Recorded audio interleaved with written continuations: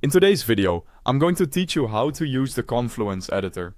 Confluence lets you create, organize, and share pages with your team, and the editor is where all the writing and formatting happens. First, open your Confluence site and sign in. If you need it, I've placed the website link at the very top of the description, and if you prefer using an app, you'll also find a download link there. Once you're in, start a new page by selecting Create at the top. You can begin with a blank page for full control, or speed things up with a template tailored for things like meeting notes or project plans. Either way, you'll land in the editor. Add a clear page title at the top.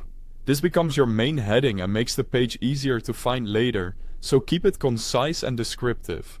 Click into the body area to start writing.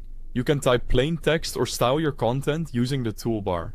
Make important words stand out with bold, emphasize ideas with italics, and use headings like H1, H2, and H3 to create a clean structure. Break up information with bullet or numbered lists. To add a link, click the link icon or press Ctrl+K, then paste or search for a page. When you want to call out a statement, insert a quote block. For technical snippets, use a code block.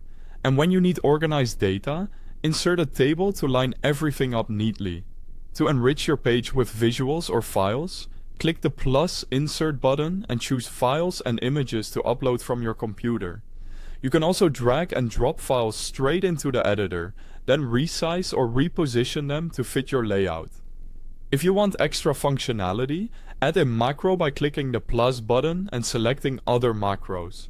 Macros can insert task lists for action items, calendars for timelines, or embedded content to pull in information from other tools, all without leaving the page. When you're ready to wrap up, decide how you want to save your work. To keep working later, close the editor and choose Save Draft. To make the page visible to others, click Publish and it will go live. Anytime you need to update something, open the page, select Edit, make your changes with the same tools, and publish again when you're done. That's it. Now you know the essentials of the Confluence editor. If this was helpful, like and subscribe, and thanks for watching.